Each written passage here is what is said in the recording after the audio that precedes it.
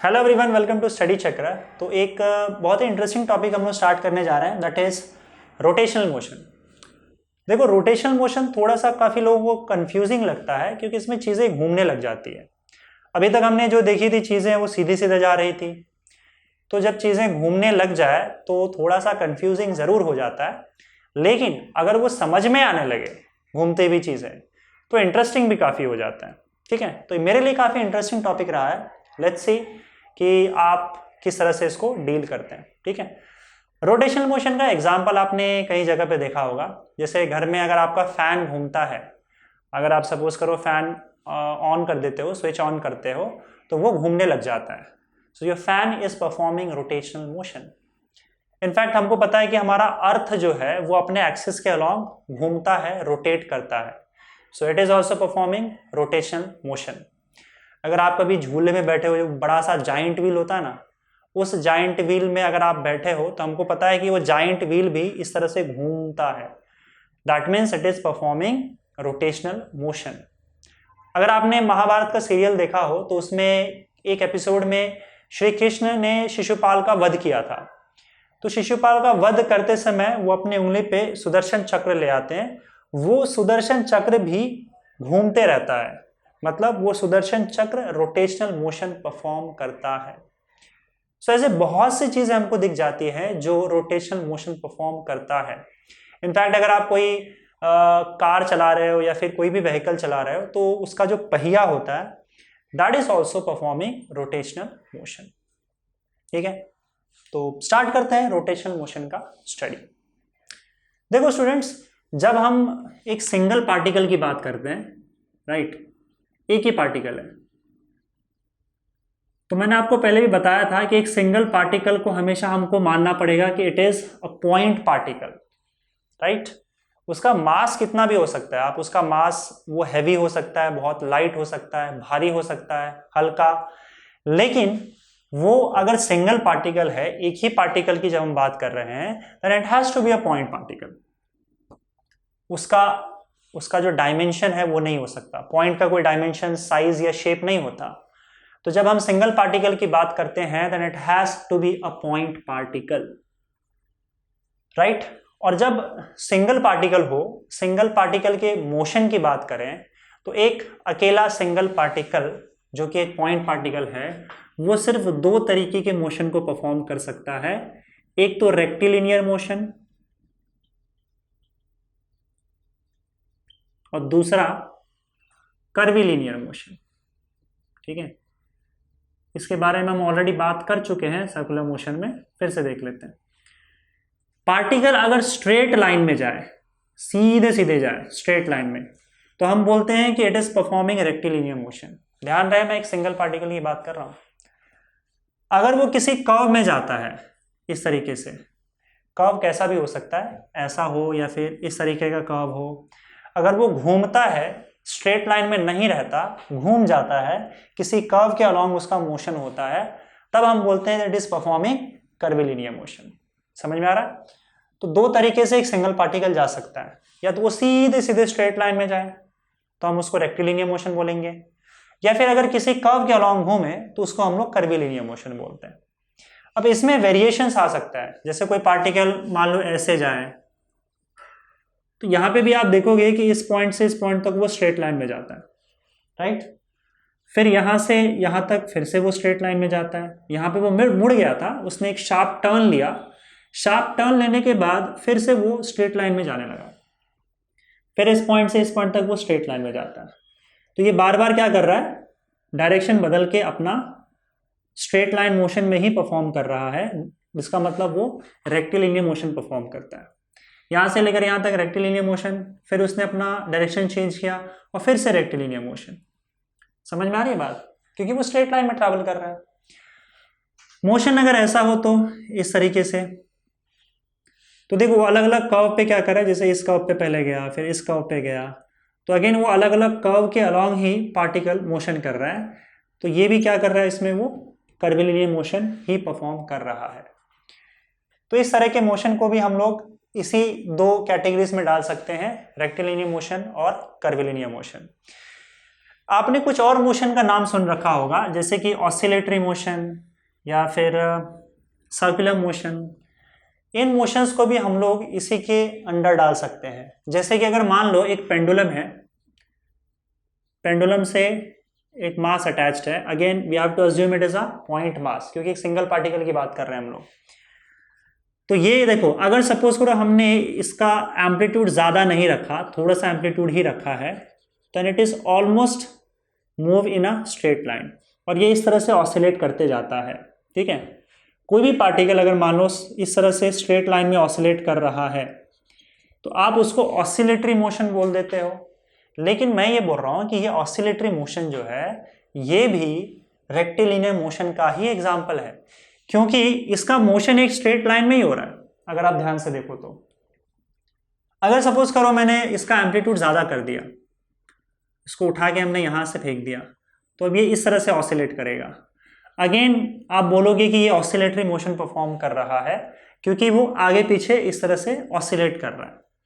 लेकिन अभी फिलहाल जो ये मोशन है इसको आप इस कैटेगरी में डाल सकते हो, कर्विलिनियर मोशन। सो ऑसिलेटरी मोशन जब आप बोलते हो तो वो कहीं ना कहीं या तो रेक्टिलिनियर मोशन होगा या तो कर्विलिनियर मोशन होगा। डिपेंड करता है कि वो कर्व में ऑसिलेट कर रहा है या स्ट्रेट लाइन में ऑसिलेट कर रहा है। लेकिन फंडामेंटली उसका मोशन जो है या तो स्ट्रेट लाइन होगा या तो कर्व में होगा। सो ऑसिलेटरी मोशन भी इन्हीं दो में से किसी एक कैटेगरी में आएगा। हमने सर्कुलर मोशन पढ़ा था, अगर कोई पार्टिकल सर्कल में घूम रहा है तो अगेन किसी कर्व के अलॉन्ग ही घूम रहा है, then it is also an example of curvilinear motion only.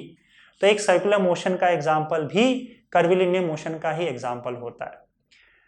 तो अगर एक सिंगल पार्टिकल की हम बात करें तो सिंगल पार्टिकल या तो रेक्टिलिनियर मोशन परफॉर्म करेगा या तो कर्विलिनियर मोशन परफॉर्म करेगा। स्ट्रेट लाइन में जा रहा है तो वो रेक्टिलिनियर मोशन, अगर वो स्ट्रेट में नहीं जा रहा है, कर्व को फॉलो कर रहा है, किसी घूम जा रहा है या फिर मुड़ जा रहा है, then it will be curvilinear motion. समझ में आई बात? तो चलो यहां पे तो सिंगल पार्टिकल की बात हो गई, लेकिन क्योंकि सिंगल पार्टिकल हमको पता है it has to be a point particle, पर अगर आप ऑब्जेक्ट्स देखो अपने नेचर में तो ऑब्जेक्ट्स जो होते हैं वो सिंगल पार्टिकल का नहीं होता, मतलब एक पॉइंट पार्टिकल का नहीं होता। Now this is not a point, right. हमेशा जो ऑब्जेक्ट्स होते हैं उसका कुछ ना कुछ शेप या साइज होता है। तो अगर शेप या साइज है, इसका मतलब जो भी ऑब्जेक्ट हम देखते हैं या बॉडी देखते हैं नेचर में, it is not a single particle. वैसे बहुत सारे सिंगल पार्टिकल से मिलकर एक बड़ा सा बॉडी बनाता है। तो नेचर में क्योंकि एक सिंगल पार्टिकल मोस्टली नहीं होता, whatever we see is a system of particles. बहुत सारे पार्टिकल्स को ग्रुप करके मिलकर एक बॉडी तैयार होता है। तो कहीं ना कहीं हमको सिंगल पार्टिकल से अब हटकर एक सिस्टम ऑफ पार्टिकल्स को स्टडी करना जरूरी है। So now we will talk about system of particles, जिसमें दो या दो से ज्यादा पार्टिकल्स होंगे। So we will have system of particles. देखो,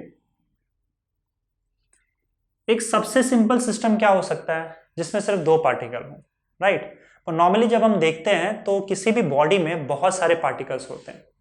सो लेट अस अज्यूम कि हमारे पास एक ऐसा बॉडी है या एक ऐसा सिस्टम है जिसमें बहुत सारे पार्टिकल्स हैं, और ये बहुत सारे पार्टिकल्स का मिलकर एक सिस्टम तैयार हुआ है।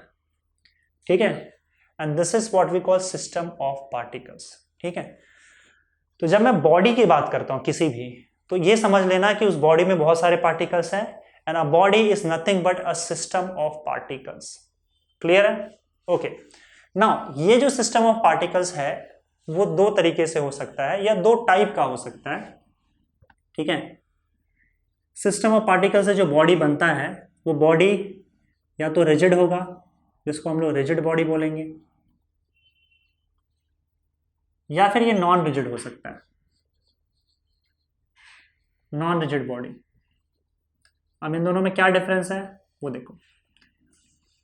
जैसे मान लो यहां पे हमारे पास एक बॉडी मैंने लाया which is nothing but a system of so many particles. अगर सुनो ध्यान से, अगर इस बॉडी पर मैं फोर्स लगाता हूं,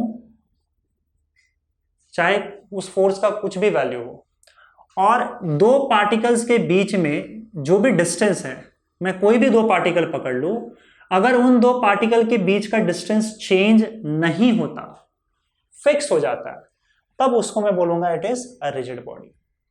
रिजिड बॉडी में किसी भी दो पार्टिकल के बीच का डिस्टेंस चेंज नहीं होता, चाहे आप कितना भी फोर्स लगा लो। जैसे मैं इस मार्कर का एग्जांपल दे रहा हूं, कोई भी दो पार्टिकल पकड़ो, जैसे एक पार्टिकल यहां पे पकड़ा और एक पार्टिकल यहां पे, राइट। अगर मैं बहुत फोर्स लगाऊं भी तो भी इन पार्टिकल्स के बीच का डिस्टेंस चेंज नहीं होगा। अगर मैं इसको धक्का मारूं तो ये पूरा का पूरा जो बॉडी है ना वो एक साथ आगे जाएगा, समझ में आ रहा है, पर इन दो पार्टिकल्स के बीच का डिस्टेंस चेंज नहीं होगा। इनफैक्ट मैं कोई भी दो पार्टिकल लूंगा, जैसे कि ये पार्टिकल और ये पार्टिकल, इनके बीच का डिस्टेंस भी चेंज नहीं होगा। या लास्ट दो पार्टिकल्स में ले लो, इनके बीच का डिस्टेंस भी चेंज नहीं होगा, चाहे मैं कितना भी फोर्स लगाऊं, हल्के से मारूं इसको या जोर से फोर्स लगाऊं, पार्टिकल्स अपनी जगह पे फिक्स होंगे, पार्टिकल्स के बीच का डिस्टेंस चेंज नहीं होता। अगर ऐसा बॉडी है तो उसको हम लोग रिजिड बॉडी बोल सकते हैं, ठीक है, इट इज रिजिड बॉडी। अब देखो practically rigid body, perfect rigid body तो पॉसिबल नहीं है, राइट। परफेक्ट रिजिड बॉडी मतलब क्या, मैं चाहे कितना भी फोर्स लगा लूं पर दो पार्टिकल्स के बीच का डिस्टेंस चेंज नहीं होगा। पर मैं बोल रहा हूं कि अगर सपोज करो मैं एक मशीन लाकर इस मार्कर को ऐसे क्रश कर दूं तो ये टूट जाएगा, और जब टूट जाएगा तो पार्टिकल्स के बीच का डिस्टेंस तो बदल गया ना। तो एकदम परफेक्ट रिजिड बॉडी तो पॉसिबल नहीं है, लेकिन प्रैक्टिकली इस मार्कर को मैं रिजिड बॉडी मान सकता हूं, क्योंकि काफी फोर्स लगाने पर भी इनके पार्टिकल्स के बीच का डिस्टेंस चेंज नहीं हुआ, तो मैं इस मार्कर को रिजिड बॉडी कंसिडर करूंगा। मैं फिर बोल रहा हूं परफेक्ट रिजिड बॉडी नेचर में पॉसिबल नहीं है, लेकिन आप ऐसे कोई बॉडी को रिजिड बॉडी मान सकते हो और इसकी स्टडी कर सकते हो जिसपे हम काफी फोर्स लगाने पर भी पार्टिकल्स के बीच का डिस्टेंस चेंज नहीं होता, ठीक है। तो ये मार्कर रिजिड बॉडी मान सकते हैं हम लोग। या जो पत्थर है, अगर आप कोई पत्थर उठाते हो, पत्थर को आप रिजिड बॉडी मान सकते हो। सो ऐसे बहुत से एग्जांपल्स, कोई मेटल्स है घर में, अगर मान लो चम्मच रखा होगा, कोई मेटल का रॉड है, ये सारे रिजिड बॉडी माने जा सकते हैं, right. Okay, non rigid body simple है, अगर वो रिजिड बॉडी नहीं है मतलब वो नॉन रिजिड बॉडी है। तो नॉन रिजिड बॉडी में जब आप फोर्स अप्लाई करते हो तो मॉलिक्यूल्स या पार्टिकल्स के बीच का डिस्टेंस चेंज हो जाता है। जैसे गूंदा हुआ आटा रखो मान लो, तो ये रिजिड बॉडी है क्या ना, आप इस पर फोर्स लगाओगे तो ये ऐसे अंदर घुस जाएगा। तो जैसे पहले इसका शेप ऐसा था, तो ये लास्ट दो पार्टिकल्स देखो, इनके बीच का डिस्टेंस इतना, लेकिन जब आपने धक्का मार दिया तो ये तो यही था, ये अंदर घुस गया, तो अब इस पार्टिकल और इस पार्टिकल के बीच का डिस्टेंस कम हो गया। तो क्योंकि दो पार्टिकल के बीच का डिस्टेंस कम हो गया तो एक गूंधा हुआ आटा जो होता है वो रिजिड बॉडी नहीं होता, राइट। पार्टिकल्स के बीच का डिस्टेंस चेंज हो रहा है। उसी तरह से स्पॉन्ज पता है आपको, स्पॉन्ज को आप दबाओगे तो मॉलिक्यूल्स या जो पार्टिकल्स होते हैं उनके बीच का डिस्टेंस कम हो जाता है। So again sponge is not a rigid body. Rubber band को खींचोगे, again it's not a rigid body, क्योंकि खींचने पर उन पार्टिकल्स के बीच का डिस्टेंस बढ़ जाता है। तो क्योंकि फोर्स लगाने पर पार्टिकल्स के बीच का डिस्टेंस चेंज हो जा रहा है, so these bodies are not rigid body. समझ में आ रहा है। तो हम फिलहाल यहां पे नॉन रिजिड बॉडी की अब बात नहीं करेंगे, will only talk about rigid body, ठीक है। सो यहाँ पे स्टडी सिर्फ रिजिड बॉडी की ही होगी। और रिजिड बॉडी की जब हम स्टडी कर रहे हैं, याद रखना रिजिड बॉडी एक सिंगल पार्टिकल नहीं है, it's a system of particles, ठीक है। बॉडी बोल दिया मतलब वो एक सिस्टम ऑफ पार्टिकल्स है, राइट। तो जब एक सिस्टम ऑफ पार्टिकल की बात करते हैं और स्पेसिफिकली हम रिजिड बॉडी की बात करते हैं, then rigid body can perform two types of motion. एक होता है translational motion,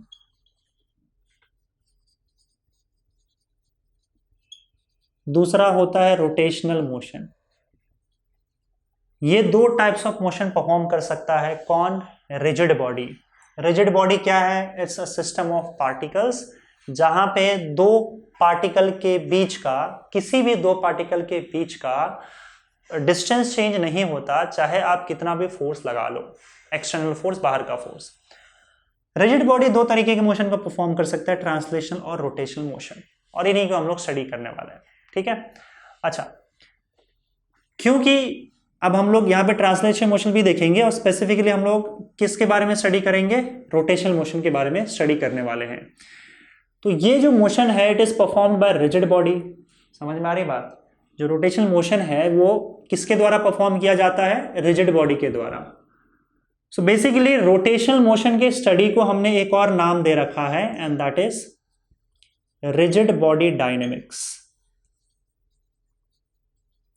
so rigid body dynamics is nothing but study of rotational motion.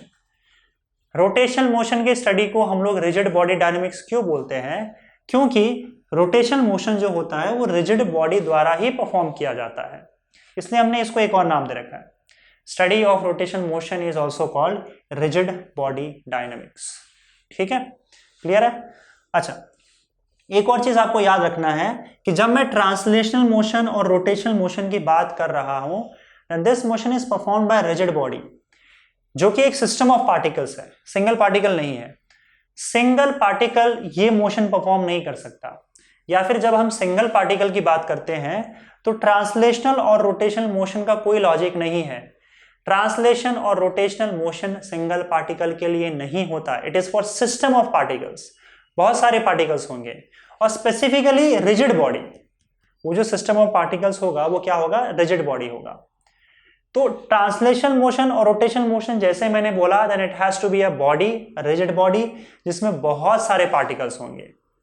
अगर सिंगल पार्टिकल की मैं कभी बात करूं तो सिंगल पार्टिकल या तो रेक्टिलिनियर मोशन परफॉर्म करेगा या फिर कर्वीलिनियर मोशन परफॉर्म करेगा, वो मैं स्टार्टिंग में बता चुका हूं। तो ये डिफरेंस आपको समझ में आना चाहिए कि जब हम ट्रांसलेशन और रोटेशनल मोशन की बात कर रहे हैं, then actually we are studying a system of particles and that system of particles specifically is a rigid body. तो अब हम यहां से सिर्फ एक रिजिड बॉडी की स्टडी करेंगे, वो या तो ट्रांसलेशन मोशन परफॉर्म करेगा या तो रोटेशनल मोशन परफॉर्म करेगा, या फिर ऐसा भी हो सकता है कि ट्रांसलेशन और रोटेशनल मोशन वो दोनों साथ में परफॉर्म करें। ठीक है, तो ये सारी चीजें वो कैसे करता है ये हम अगले वीडियो से देखने वाले हैं। ठीक है, थैंक यू।